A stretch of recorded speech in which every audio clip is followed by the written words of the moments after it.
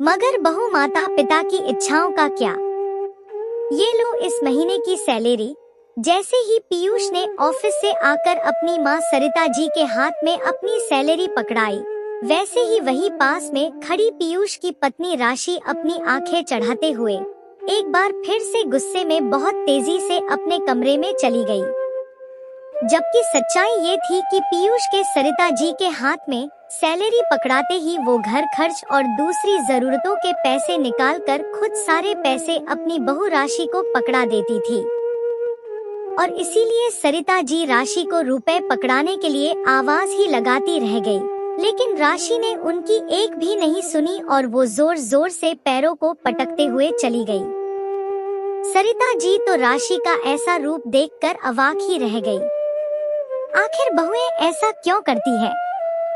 सरिता जी राशि के इस अजीब व्यवहार को समझ गई थी कि उनकी बहू को पीयूष का इस तरह सरिता जी के हाथ में सैलरी रख देना बिल्कुल भी अच्छा नहीं लग रहा है, क्योंकि वो राशि के व्यवहार को महसूस तो 2-3 बार से कर रही थी, लेकिन क्या करे वो भी। पीयूष सीधा ऑफिस से आकर उनके हाथ में सैलरी पकड़ा देता है। वो इसके लिए मना भी करती थी, मगर पीयूष इस बात को मानना नहीं चाह रहा था। पिछले 6 महीनों से ये ही तो होता आ रहा था, जब से राशि इस घर में बहू बनकर आई तब से। लेकिन आज राशि ने अपने व्यवहार से कुछ ज्यादा ही आक्रोश जता दिया था और सरिता जी को राशि का ये व्यवहार बिल्कुल भी अच्छा नहीं लगा, क्योंकि वो तो अपने पास कुछ भी नहीं रखती थी, बल्कि तुरंत ही सारा पैसा राशि के हाथ में ही पकड़ा देती थी। इसलिए आज तो उन्होंने राशि से बात करने की ठान ही ली थी। उन्हें राशि के इस तरह के व्यवहार से बहुत ठेस पहुंचती थी। और जैसे ही थोड़ी देर बाद राशि चाय लेकर बाहर आई, तो सरिता जी से बिल्कुल भी नहीं रहा गया और आखिरकार वो राशि से उसकी नाराजगी के बारे में पूछ बैठी। राशि बेटा, आज तुम मुझे एक बात बताओ, जैसे ही पीयूष महीने की सैलरी लाकर मेरे हाथों में पकड़ाता है, तो तुम इतना गुस्सा क्यों हो जाती हो? मुझे तुम्हारे इस तरह के व्यवहार के बारे में कुछ समझ में नहीं आता कि आखिर तुम इतना गुस्सा क्यों दिखाती हो? सरिता जी ने शब्दों में बहुत ही प्यार लाते हुए कहा। मम्मी जी, ये भी कोई पूछने वाली बात है? अगर मैं नाराज होती हूँ तो इसमें गलत क्या है? हर पत्नी चाहती है कि उसका पति महीने के आखिर में अपनी सारी कमाई उसके हाथ पर लाकर रखे, ना कि पीयूष की तरह अपनी माँ के हाथ में, क्योंकि शादी के बाद पति की कमाई पर पहला अधिकार उसकी पत्नी का होता है, ना कि उसकी माँ का। मेरे पति कहने को तो इंजीनियर है, लेकिन फिर भी वो मेरे हाथ में कुछ भी नहीं पकड़ाते, जबकि शादी से पहले मेरी सारी सहेलियां कहती थी कि राशि तुम्हारे तो बहुत ही ज्यादा मजे हैं, इंजीनियर पति जो मिला है। जब महीने के आखिर में वो खरे खरे नोट लाकर तुम्हारे हाथ में पकड़ाएगा तो तुम्हारी तो लॉटरी लग जाएगी। लेकिन यहाँ तो सब कुछ उल्टा पुल्टा ही है। मुझे तो लगता है कि पीयूष को तो जैसे आपके अलावा कोई और नजर ही नहीं आता। राशि पीयूष की ओर देखकर चिढ़ते हुए बोली।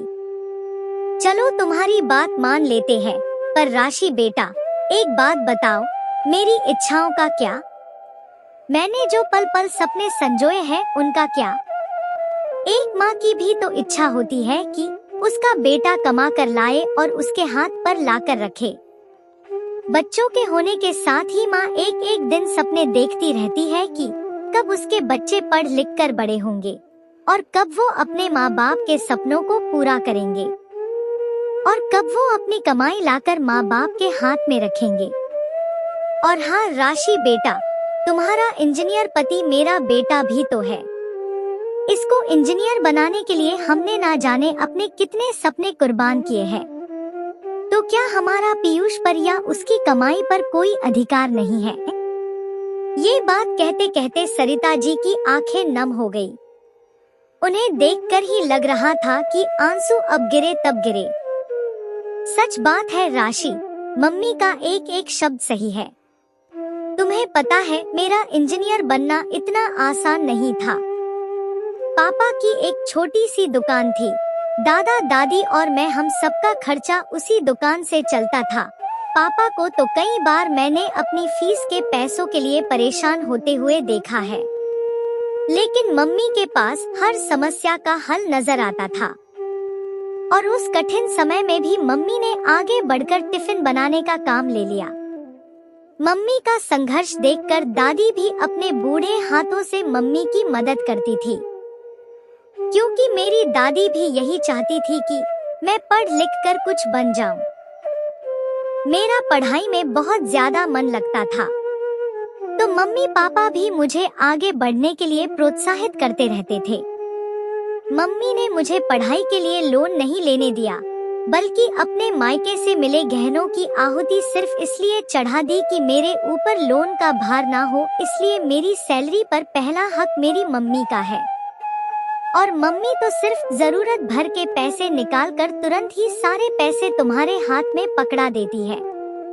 बल्कि पिछले महीने उन्होंने मुझसे तुम्हारे हाथ में सैलरी रखने को कहा था, मगर मैं अपनी माँ की भावनाओं को बिल्कुल भी नहीं कुचल सकता, चाहे उसके लिए मुझे तुम्हारी नाराजगी ही क्यों ना सहनी पड़े। पीयूष की आंखें भी नम थी। सॉरी मम्मी जी, मुझे माफ कर दीजिए, मुझसे बहुत बड़ी गलती हो गई, मगर आज के बाद ऐसा कभी नहीं होगा। पता नहीं क्यों मैं पीयूष पर अपना एकाधिकार समझने लगी थी, और मैं ये भूल गई कि आप उनकी माँ है। उनके ऊपर आपका हक मुझसे ज्यादा है। आप नहीं होती तो पीयूष मुझे जीवन साथी के रूप में कैसे मिलते। राशि के शब्दों में पश्चाताप साफ नजर आ रहा था। बेटा, बात माफी की नहीं, बात समझने की है, वरना यही छोटी छोटी गलतफहमी घर में कलह का कारण बनती है। और मैं तुमसे वादा करती हूँ कि अगली बार से पीयूष अपनी सैलरी तुम्हारे ही हाथों में लाकर पकड़ाएगा।